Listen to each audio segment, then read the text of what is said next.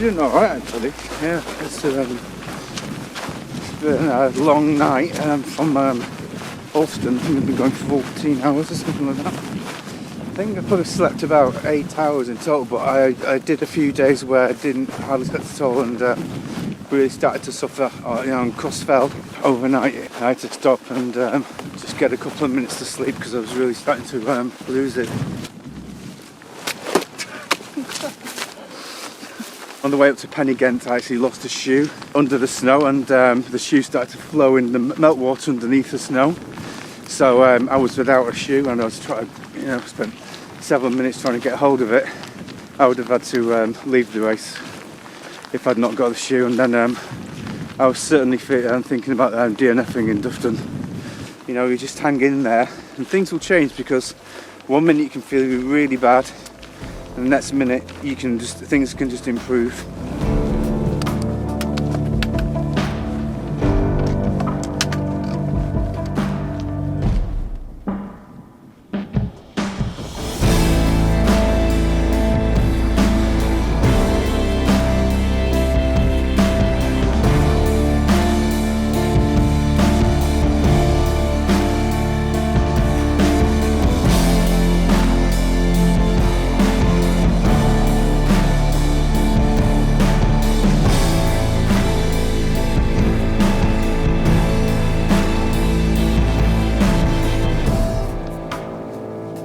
Basically, I accidentally overslept a couple of checkpoints ago and learned that I move loads quicker if I just actually sleep and then just move quicker.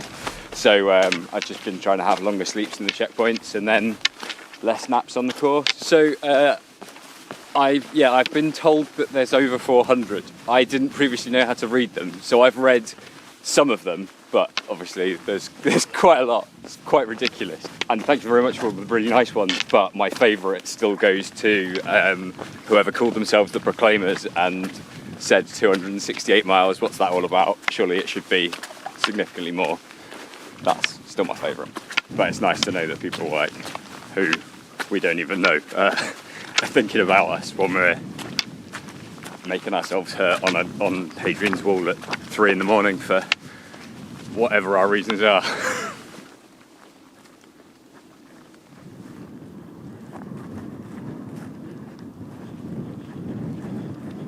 Rather pleasant morning with the most amazing sunrise over Hadrian's Wall. Managed to have an hour's sleep before and still fell asleep while walking up along the ridge. I'd have the snow over that bog any day. My shoes are full of mud.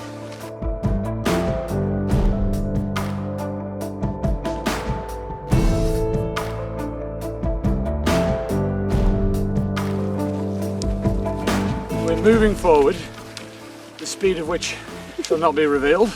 And the spine mail is amazing. Two of my favourite things. One, people you've never met and you don't know who they are. Some of them entitled Dot Watcher, sending just messages of wonderfulness.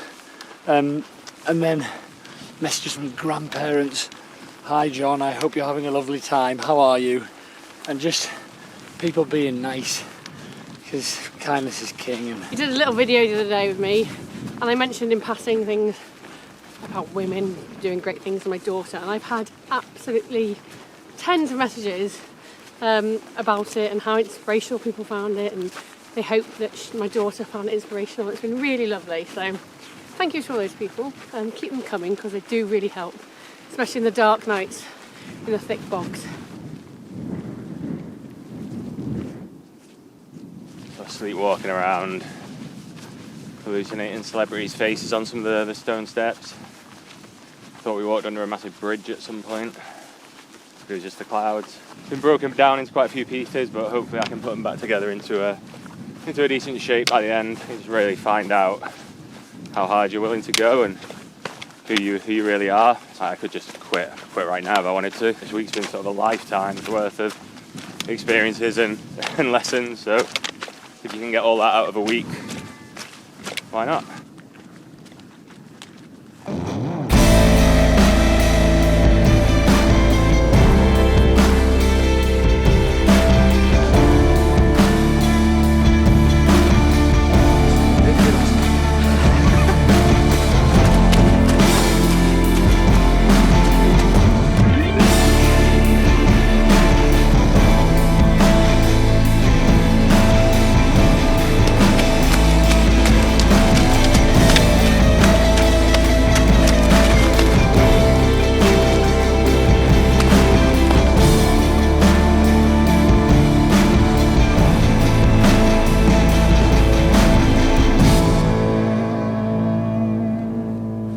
is knackered.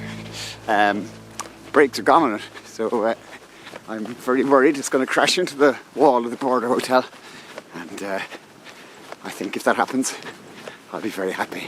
If I stop jogging, I'll remember my feet hurt. So, body is a strange thing. If you put on a bit of effort or a bit of urgency into the situation, suddenly you start to forget what you've done to yourself beforehand.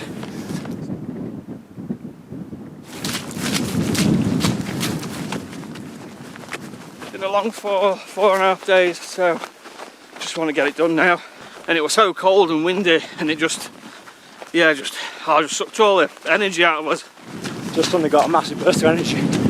So here we go, running all the way through to the end. Don't fall off the cliff. Hi, it's you, hi. You always remember these moments. They stay forever, I guess. It's always a journey, and it's always a different journey depending on who's with you, what you do. The weather's different, therefore the landscape's different, and it's always a different journey, and that's what makes it so special. Thanks to Yvonne here, I've getting to the finish line. I've enjoyed every single moment of this, start to finish. I struggled with the Self-Challenger last year, and this time round I'm trying to not get little things get to me so much, and that attitude has got me to this path.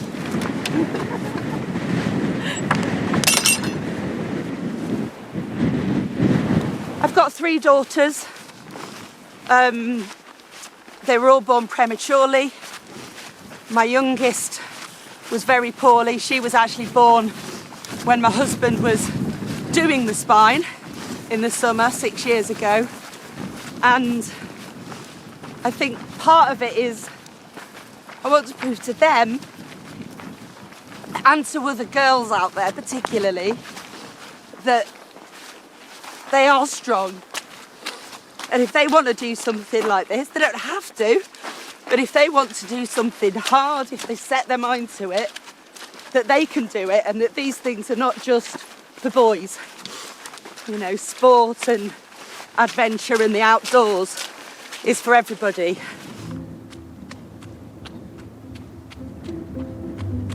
It feels great. I'm so tired.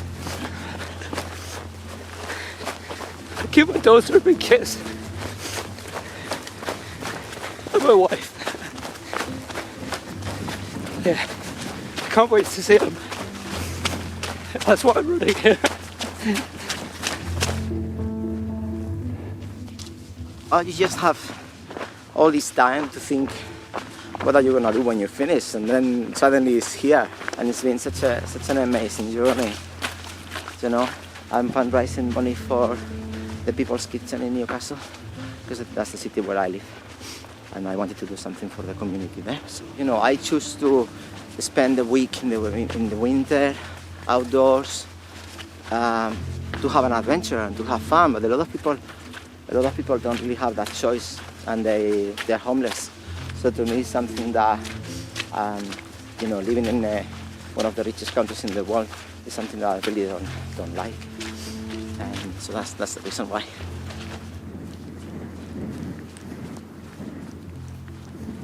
A bit of disbelief, really, that I'm actually here. I've had a lifetime's worth packed into 4 and a bit days. I spend a lot of time on my own on the trails. It gives you time to think about what really matters. It's all about, for me, keeping on learning and growing, stepping outside your comfort zone. And I've been there a few times this week, I can say. I didn't start running till I was 53. Discovered I could run long. Started doing ultras. I'm always looking for ways to push myself and to explore. You know, if you have a thought, wonder whether I could do this, wonder whether I could do that. Don't leave it as just a thought and let it flash by. Explore it a bit, see if you really would like to do it. You might find out all sorts of interesting things about yourself. And all those things that you've said through life. Oh, you hear people say, if I had my time over again, I'd do X, Y, and Z. Well, actually, You don't need to have your time over again. Your time is now. And whilst whatever it is you want to do might not look like it would have done in your 20s, 30s, 40s or so on, you'll still be able to do it. You'll find a group of people out there willing to support you to achieve whatever it is you want to achieve. And good luck with that. And every little new thing that you do will improve your life as you age.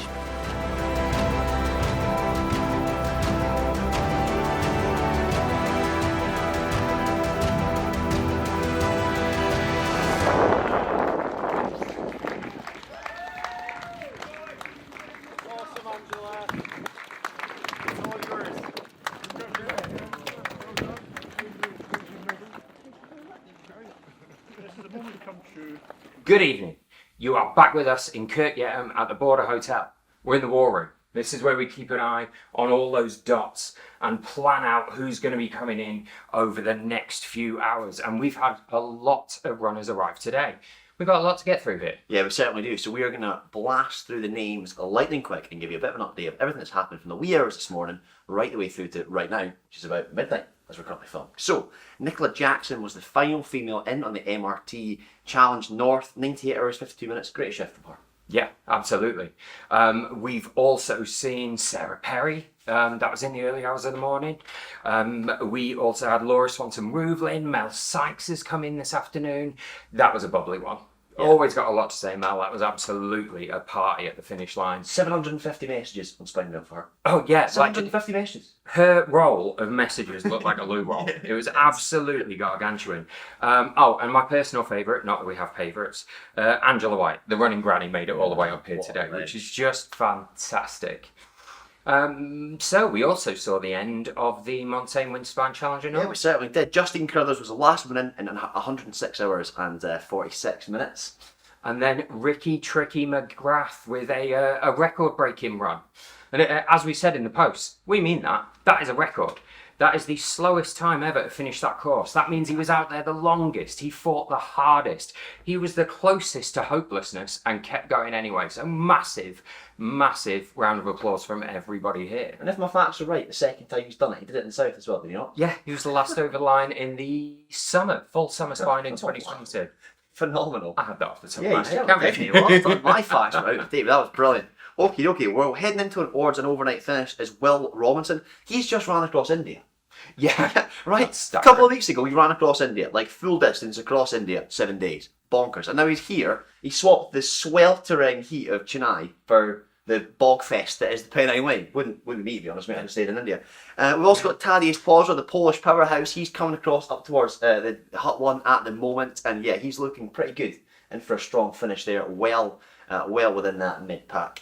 And Lee Mahon and Richie Banks, they're just in behind them, running together for quite a lot of the race and taking over the rest of the chariots. And then as we look further back, a man that we bumped into at the start, Bobby Cullen, he's still in the race. Bobby, yeah, can't wait to see him. There can be nobody out there who has done more miles on the Spine Race course. He might not have the most finishes, but he has absolutely covered the most miles. Can't wait to see him again. Yeah, definitely. And then a man whose story is really capturing the hearts of everyone, Dave Brown. He's still on the move. He's running. Last thing we heard, he was in at checkpoint 5 and the team were checking him over. And yes, he's refueled and moving well. Running alongside Mike Armstrong and Philip Padfield. There's a group of guys just in front of them as well. So they're all kind of within a kilometre of each other, moving a bit of a clunky group. And then right at the dead back, Tim Secker and Heine Peterson. They have been like absolutely storming. We've got some amazing photos of them where he's been as well. Yeah.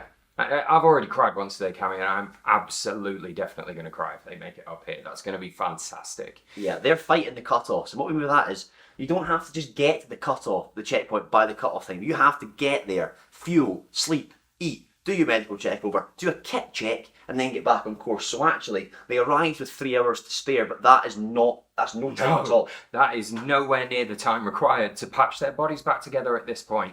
That is enough time to patch them up as best they can and push them back out on their way again. They have the toughest race ahead of them. I mean, anyone that arrives at that checkpoint with any less than 8 hours to the cut-off really is struggling, you know. It's an exponential challenge as well, and it's a vicious cycle. The more time you spend at checkpoint, the more rushed you are, the less time you get the next checkpoint.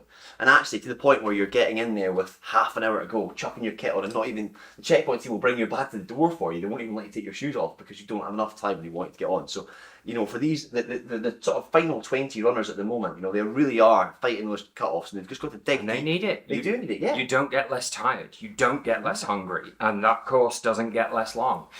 And the runners that are still out there have got until 8 a.m. on Sunday morning. We are going to be here imbibing every caffeinated beverage we can find from now until then, waiting for them.